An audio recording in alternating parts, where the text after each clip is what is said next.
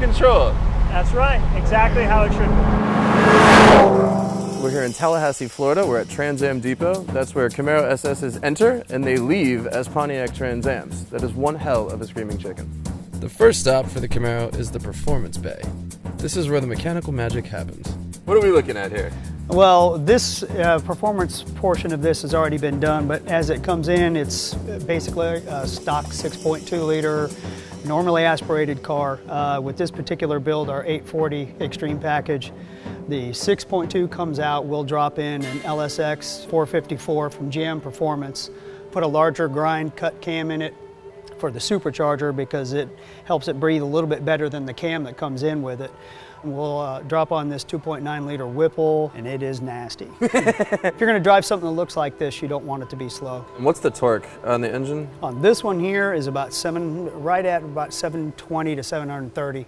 And that's at the wheels. Those are great numbers. Yeah. When you have all of that power, you're going to need, and you're going that fast, you're going to need to stop, and you're going to need to stop really well. And the Camaro comes with the Brembos, the it comes with the 4-pot Brembos. If they opt for the upgrade, we'll put in slotted and cross-drilled rotors all the way around, try to keep them cool. After we'll finish with this, we'll get up underneath and we swap out the stock coil springs and sway bars. We use iBox lowering springs and sway bars. It drops the car an inch. In combination with the sway bar, it tightens this car up. Now, I just drove a Camaro SS. This feels more planted. This feels more stable. The increased weight and strength of the sway bars means that when you're going through corners, there's absolutely no body roll whatsoever. Oh yeah, it just eats the road up. It's amazing that people think of American muscle cars as just being straight line quarter-mile cars only. Yeah. And we've absolutely transformed this platform and this chassis into something that handles well, accelerates well, stops well.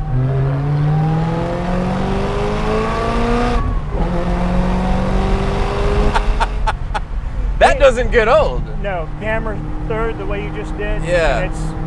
It's explosive. That is explosive. The last thing that happens in here is the noise out the rear. So what's going on with the exhaust? Well, the exhaust system, especially on the Stage 3. This is already wow. Yeah, It's it very loud sounds and beautiful car. Oh man, it sounds so good. On the Stage 3 and Stage 5 cars, we're running American Racing exhaust system. They've made a custom system just for our Trans Ams. Nice. Look at it shake itself. I love this. This is incredible. It's like it's almost so scared of its own exhaust. It's just like vibrating.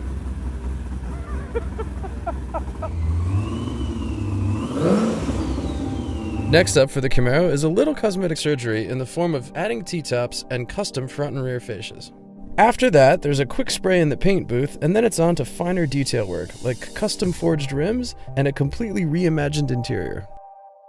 So why did you and your brother decide to start this endeavor?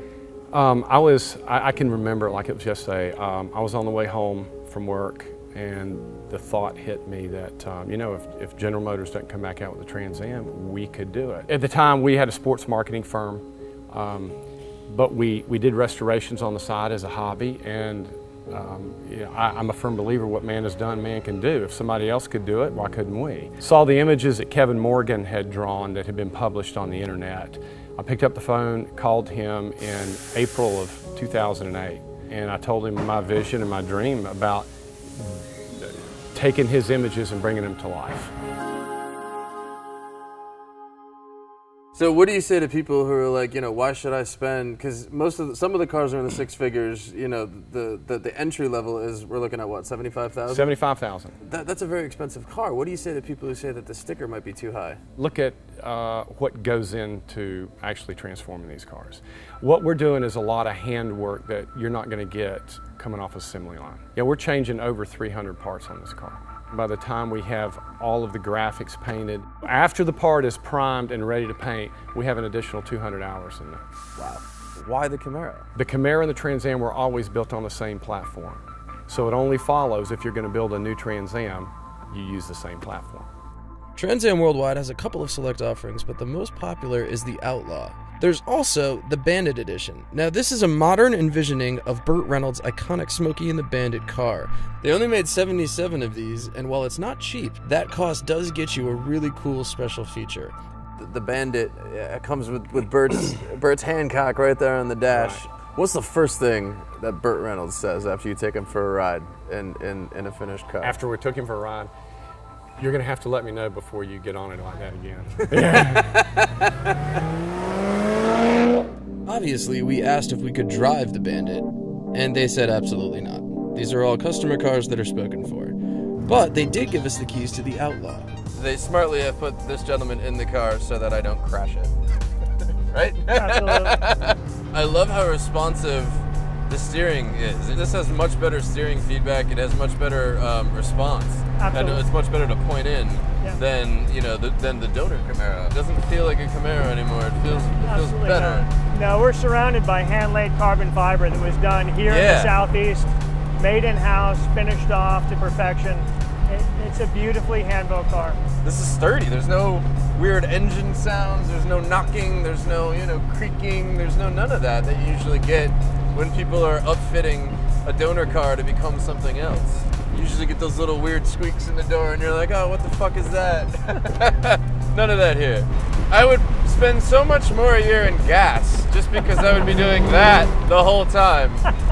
It's kind of amazing that you guys get any actual work done in the shop, because I would be like, oh, you know what? I think I need to go test the thing on the Outlaw. I'll be back. There's certainly a contest for keys. No doubt about it.